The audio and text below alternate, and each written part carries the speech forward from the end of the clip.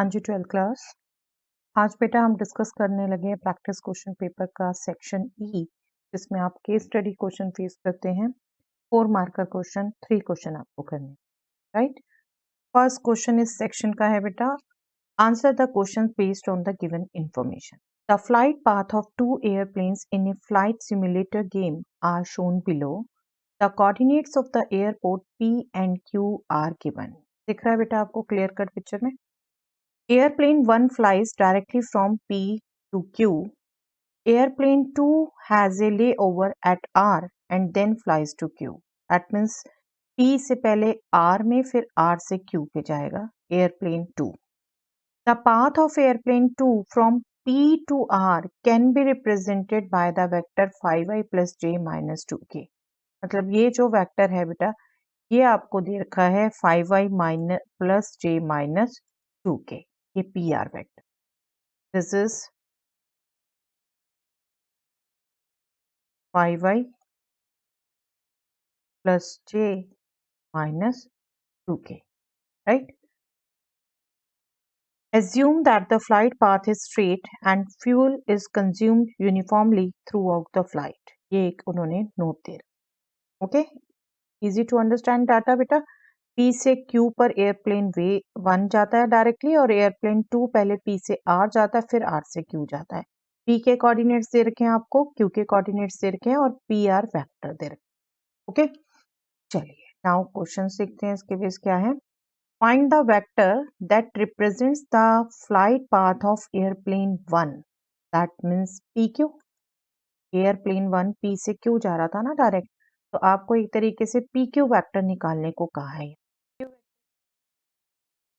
तो PQ vector आपको पता है, 2 पॉइंट्स को ज्वाइन करने वाला वेक्टर क्या होता है? Position vector of the terminal point minus position vector of the initial point, right.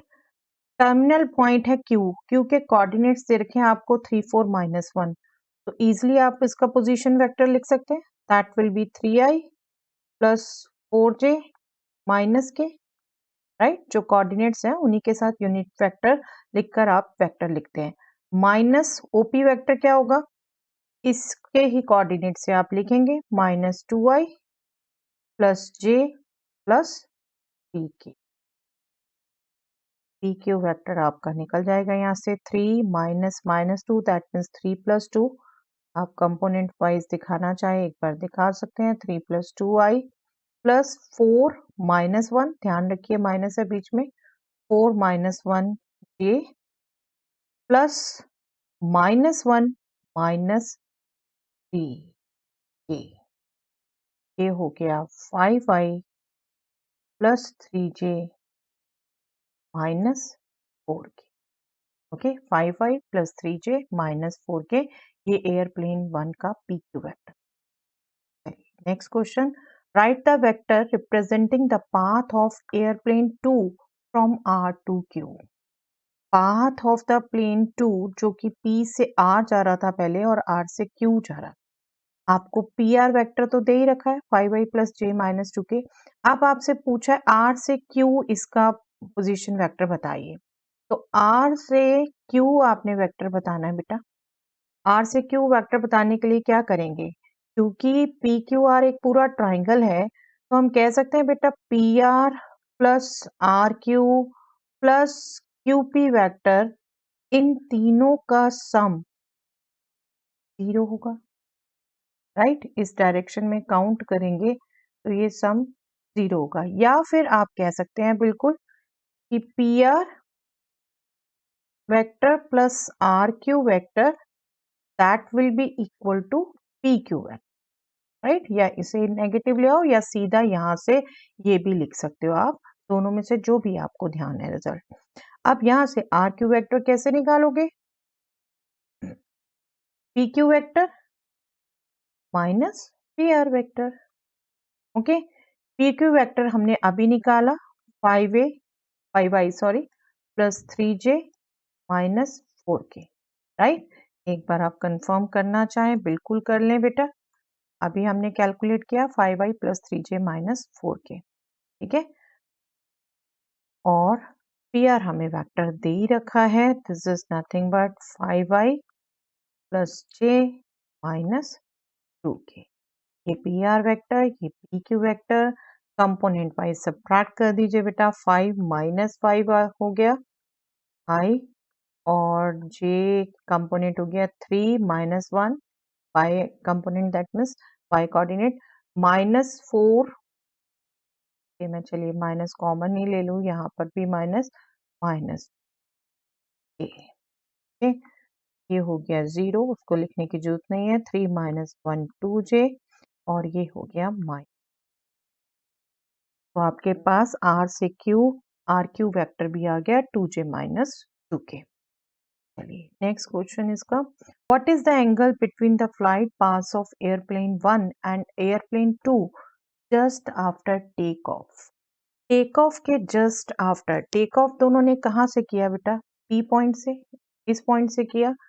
Take off करते ही इनके बीच में एंगल क्या है? तो बेसिकली आपको पी क्यू और पी आर वेक्टर के बीच में एंगल बताना है। पी क्यू हमने अभी निकाला, पी आर हमें ऑलरेडी पता है।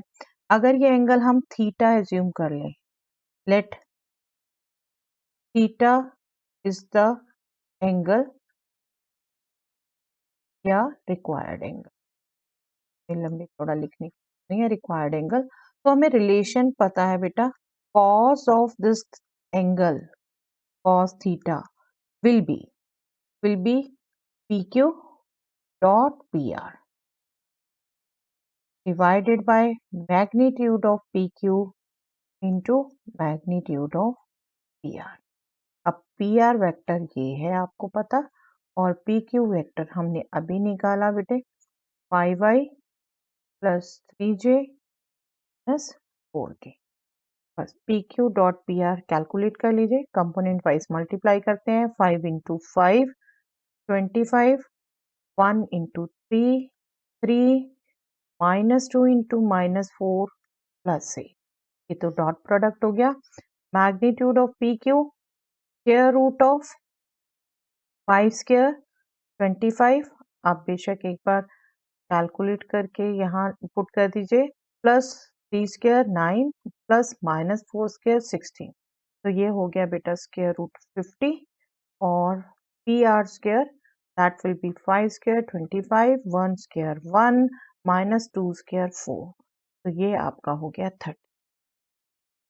Okay, this will be 25 plus 3 plus 8, that means 36। 50 means 25 into 2 5 root 2, और रूट 30 आपका हो जाएगा बेटा 6 5 कुछ भी नहीं आपका बाहर निकलता, लेकिन यस बिल्कुल रूट 2 इंटू रूट 15 आप इसे लिख सकते हैं।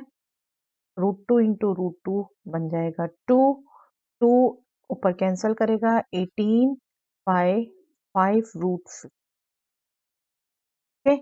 और एंगल पूछा है आपसे, वो एंगल हो गया कॉस इनवर्स ऑफ 18 5 रूट 50। ठीक है, एग्जैक्ट टेबल में से होता है, आप निकाल देते, अभी आप नहीं निकाल सकते तो बिल्कुल इनवर्स ट्रिग्नोमेट्री यूज करिए और आंसर। ओके, चलिए नेक्स्ट पार्ट, इसके ऑप्शन में है पार्ट बेटा, consider that airplane 1 started the flight with the full fuel tank, sorry, find the position vector of the point where a third of the fuel runs out if the entire fuel is required for the flight। I think समझ आ रहा है बेटा, आपसे उस point का position vector पूछा है जहां पर कि 1/3 फ्यूल कंज्यूम हो जाता है।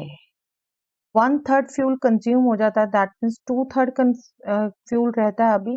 और आपको याद हो बेटा तो क्वेश्चन के नीचे स्टार्टिंग में एक लाइन लिखी थी इस पर, assume that the flight path is straight and fuel is consumed uniformly throughout the flight। Uniformly fuel consume होता है आपका, दैट मीन्स एक तरीके से अगर 1/3 फ्यूल कंज्यूम हुआ है तो इसका मतलब ये है कि उन्होंने 1/3 ही पाथ कवर किया है। यहाँ पर एक तरीके से एयरप्लेन 1 की बात करें तो पी क्यू पाथ की बात करें, ठीक है, 1/3 उन्होंने पाथ कवर कर लिया, तो दैट मीन्स 1:2, 1 2/3 पाथ कवर हो गया और 2/3 पाथ रहता है। तो आपको एक तरीके से ये पॉइंट, सपोज ये पॉइंट है ए, आपको ये पॉइंट का पोजीशन वेक्टर निकालना है, जबकि ये पॉइंट पी क्यू को 1:2 रेशो में डिवाइड। तो आपका पूछने का ढंग अलग है, बट दिस सिंपली मीन्स आपको सेक्शन फॉर्मूला यूज करना है, आपको ए के कोऑर्डिनेट्स निकाल। ठीक है, required colour of the pen, required position vector,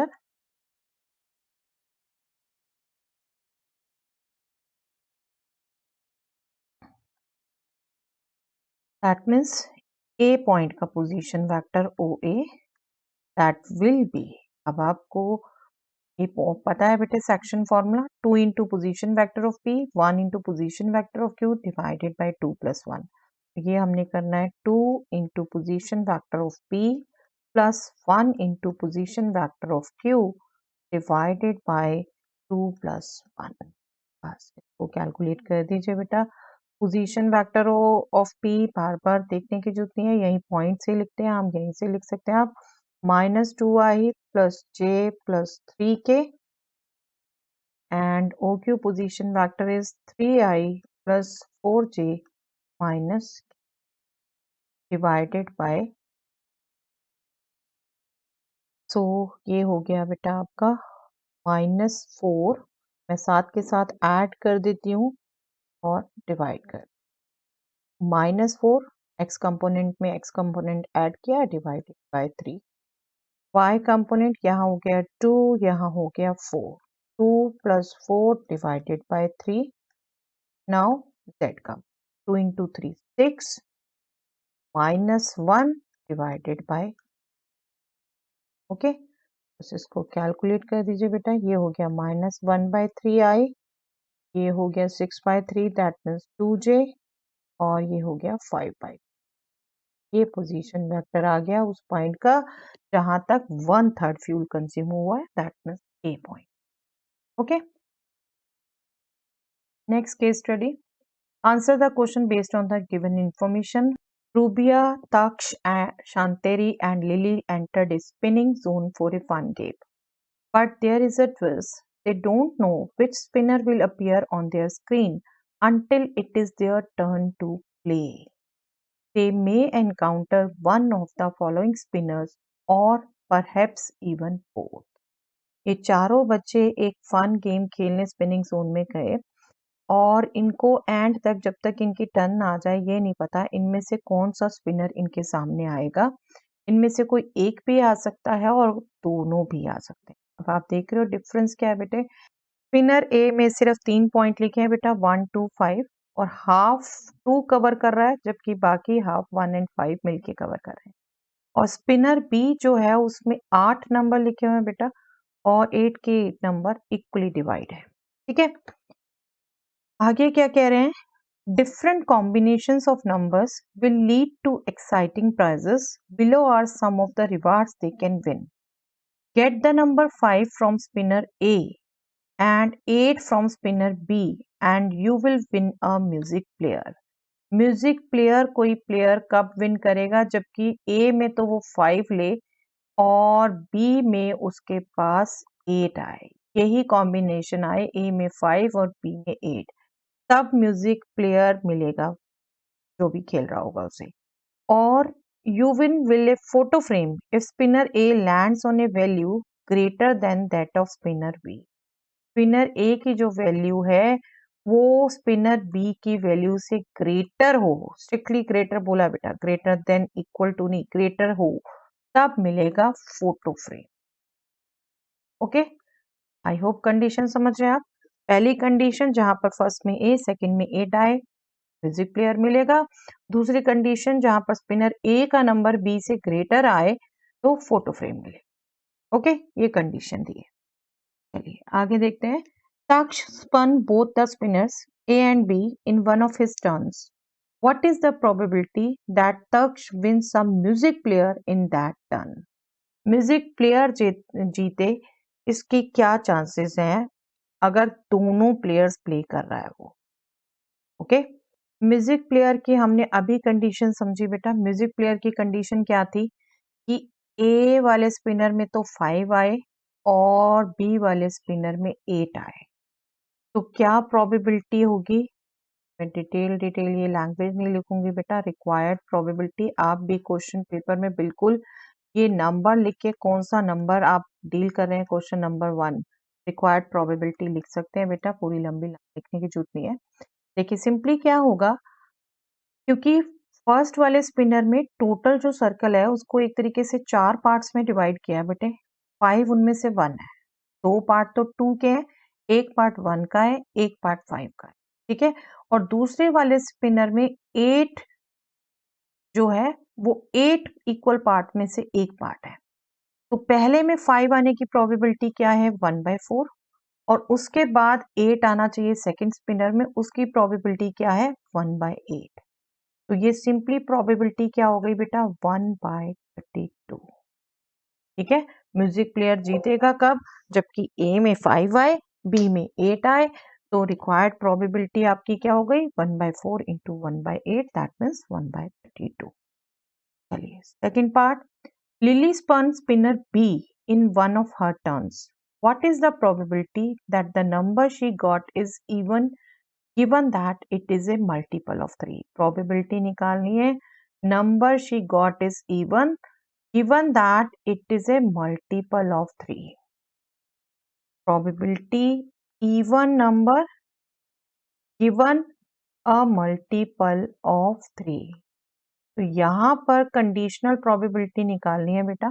but आप बिल्कुल जो आपको अंडरस्टैंडिंग दी है कंडीशन प्रोबेबिलिटी की, उससे आप निकाल सकते हैं। यहाँ बात हो रही है स्पिनर बी की सिर्फ। स्पिनर बी में जबकि मल्टीपल ऑफ 3 आ चुका है। मल्टीपल ऑफ 3 कौन कौन से हैं बेटा? 3 एंड 6 ओनली। इनमें क्या प्रोबेबिलिटी है कि इवन हो? इन दोनों में से इवन कौन सा है? सिर्फ 6। तो 2 केसेस हो गए, उनमें से फेवरेबल 1 हो गया। तो आपकी अंडरस्टैंडिंग सीधा इसको बताती है ये 1/। ठीक है। और अगर आप प्रॉपर डेफिनेशन से भी निकालते हैं, let me just tell, otherwise 1 marks है। आप प्रॉपर ऐसे फिगर देख के आके बना रहे हैं, आपको बिल्कुल मिलेंगे मार्क्स। अगर आप पूरा करके भी निकालते हैं तो this will be probability even number intersection a multiple of 3। ठीक है। आप इवेंट करके लिखे, ऐसे लिखे, आप पर है 1 मार्क्स का है, इसमें कोई बड़ी बात नहीं है बेटे। लंबा लंबा करके लिखे आप, और ये हो जाएगा प्रोबेबिलिटी ए मल्टीपल ऑफ 3। तो मल्टीपल ऑफ 3, एक की प्रोबेबिलिटी है 1/8, टोटल केसेस कह लो 8। तो इवन एंड मल्टीपल ऑफ 3 मतलब 6 आने की प्रोबेबिलिटी हो गई बेटा 1/8। और ये प्रोबेबिलिटी हो गई multiple of 3 2/8। That means ultimate. Okay. But I think जो भी मेरे साथ पढ़ते रहे हैं थ्योरी बेटा, मैंने बिल्कुल ये आपको समझाया हुआ है और सिंपल से अंडरस्टैंडिंग है कि जब कंडीशनल निकालनी है, आप सैंपल स्पेस पूरा नहीं लेना, अपने सैंपल स्पेस इसको लेना है जो आपकी गिवन हो चुकी है, उसको सैंपल स्पेस काउंट। ठीक है। चलिए, rubia spun both the spinners. What is the probability that she wins a photo frame? Photo frame win करे। देखिए फोटो फ्रेम विन करने की क्या कंडीशन थी कि स्पिनर ए का जो नंबर है वो ग्रेटर हो स्पिनर बी से। अब स्पिनर ए का नंबर स्पिनर बी से ग्रेटर होने के लिए 1 तो देखो सब में छोटा है, इसमें भी 1 तो हो ही नहीं सकता है इस केस में। 2 अगर होगा तो बी में सिर्फ 1 ही होना चाहिए और किसी से 2 ग्रेटर है नहीं। ठीक है। तीसरा नंबर 5 हो सकता है, और 5 किस किस से ग्रेटर है? 1 से, 2 से, 3 से, 4 से। ठीक है। तो ये 5 केसेस होने की एक तरीके से प्रोबेबिलिटी निकालनी है। तो यहां पर आपकी रिक्वायर्ड प्रोबेबिलिटी क्या हो जाएगी?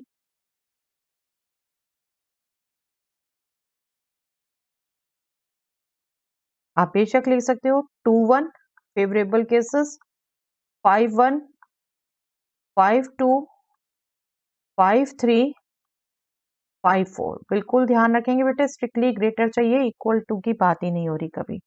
तो 2-1 के प्रोबेबिलिटी क्या होगी बेटा? 2 के आने की प्रोबेबिलिटी क्या है? 1/2। पूरे 2 पार्ट्स लिए हैं उसने 4 में से, तो 2/4 हो गया, दैट मीन्स 1/2, और 2 के साथ इसमें आना चाहिए 1, तो वो हो गई 1/8। ठीक है, प्लस अब यहाँ बात करो, सब में पहले में 5 है, तो ये सारे एक तरीके से सेम केसेस होंगे बेटा। सेकंड में तो 1 2 3 4 इक्वल चांसेस हैं आने के, और 5 इसमें आने के चांसेस क्या हैं? 5 की प्रोबेबिलिटी है 1/4, और ये चारों केसेस की एक्चुअल प्रोबेबिलिटी सेम आनी है, तो 4 इंटू कर सकते हैं बेटा एक ही निकाल के, और 1 या 2 या 3 या 4 आने की प्रोबेबिलिटी 1/, ओके, सिंपल।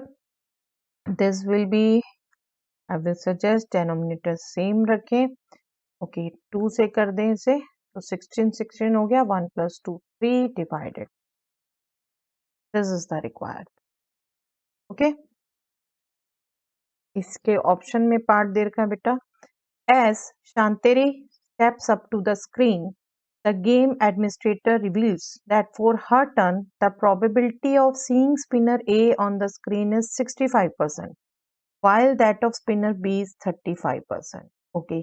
अब यहाँ पर एक तरीके से स्पिनर ए के स्क्रीन आने की प्रोबेबिलिटी है 65% और स्पिनर बी के स्क्रीन पर आने की प्रोबेबिलिटी है 35%।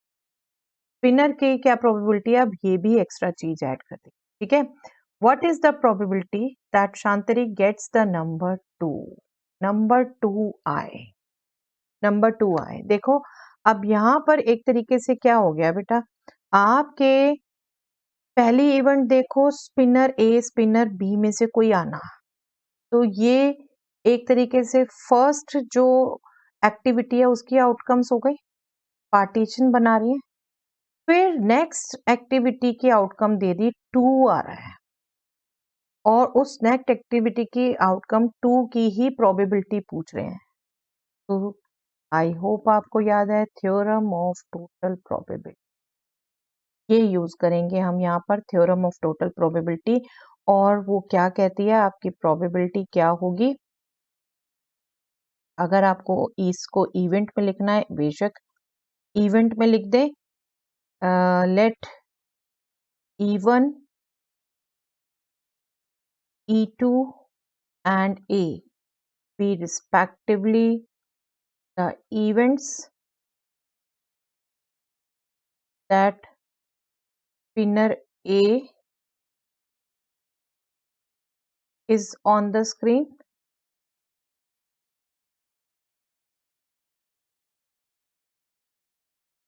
spinner B is on the screen, and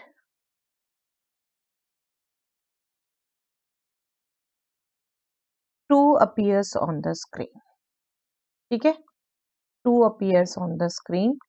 ये अगर आपने इवेंट्स एज्यूम कर ली हैं तो हम सिंपल इसको लिख सकते हैं, required probability is probability of A, और थ्योरम ऑफ टोटल प्रोबेबिलिटी कहती है this will be probability of E1 into probability of A given E1 plus probability of E2 into probability A given E, right, यही कहती है theorem of total probability.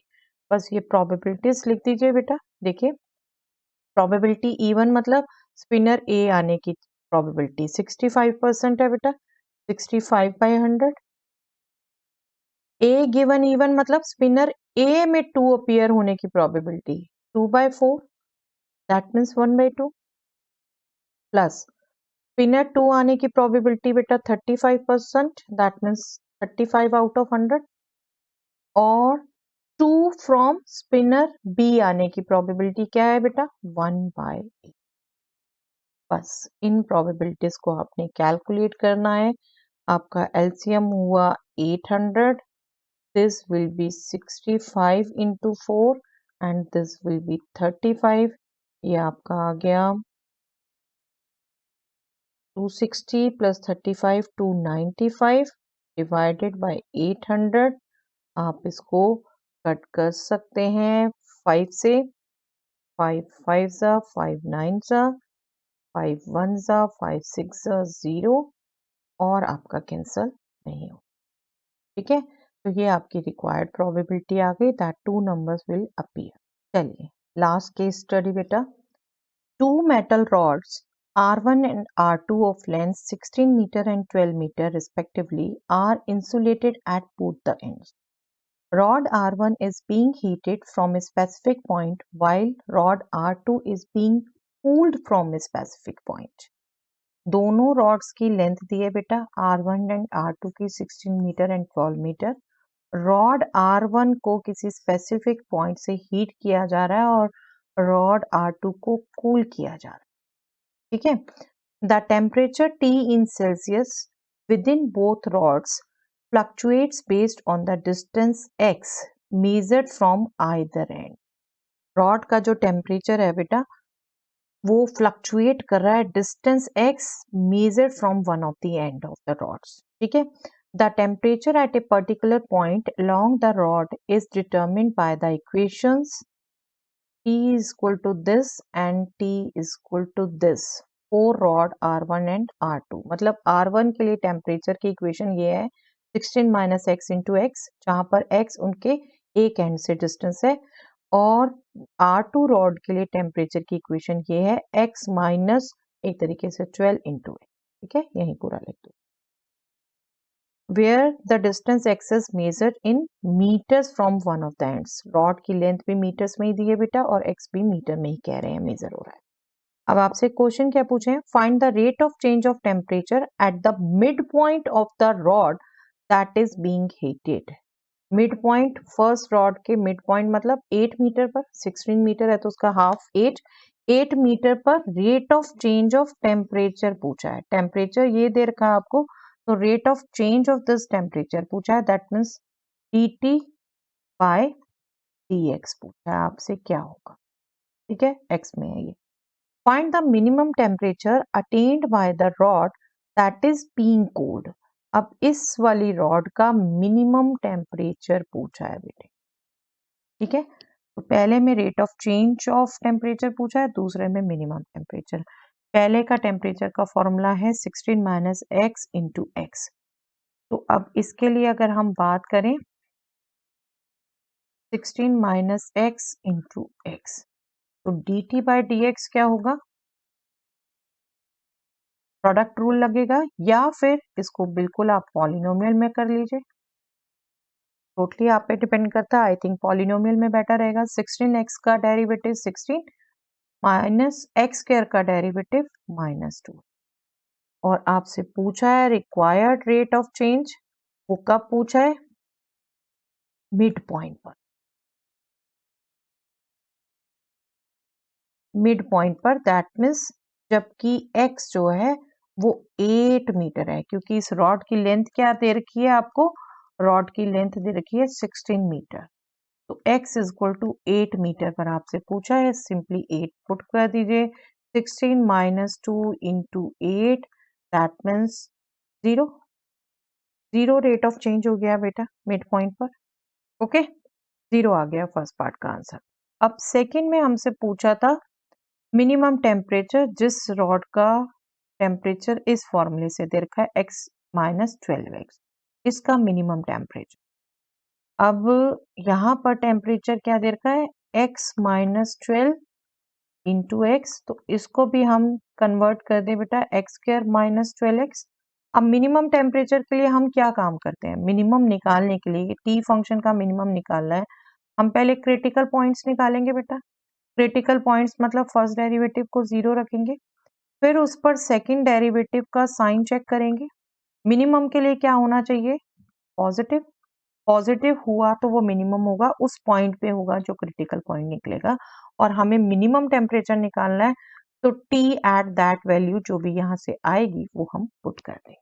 Right, तो करते हैं 1 bye 1. और critical points हम इसके फर्स्ट डेरिवेटिव को इक्वल टू 0 रखते हैं. dt over dx is 0. That means x square का डेरिवेटिव 2x, 12x का डेरिवेटिव 12. तो ये 0 हो और ये 0 क्लियर कट कब होगा? जब x 12 बाई 2 दैट मीन्स 6 हो. x 6 होगा. अब हम सेकंड डेरिवेटिव निकाल लेते हैं बेटा. T square T by D x square, that means ये फर्स्ट डेरिवेटिव था, इसका second derivative 2 which is definitely positive बेटा, और particularly at x is equal to 6 भी positive होगा. That means T is minimum at x is equal to 6. Okay, therefore minimum temperature क्या हो गया? आपने टेम्परेचर की इक्वेशन में x को 6 पुट करना. ओके, तो मिनिमम टेम्परेचर हो गया T at 6, उसको पुट कर दीजिए. x माइनस सीधा पुट कर देते हैं बेटा, x की टर्म्स में नहीं लिखते, 6 पुट कर देते हैं इसे. दिस विल बी, चाहे आप यहाँ पर पुट करें चाहे पर पुट करें, टोटली आप पर डिपेंड करता है. 6 square means 36 minus 12 into 6, that means 72. That means minus 36. minus 36 degree Celsius इन्होंने कुछ बोला नहीं है. यस, तो माइनस 36 ही छोड़ दीजिए बेटा. अगर इन्होंने दिया होता डिग्री सेल्सियस वगैरह कुछ तो बिल्कुल साथ में लिख दें. माइनस 36 टेम्परेचर है minimum temperature second row. I hope बेटा ये सभी केस स्टडीज आपको समझ आई है. चलिए, दैट्स ऑल फॉर दैट.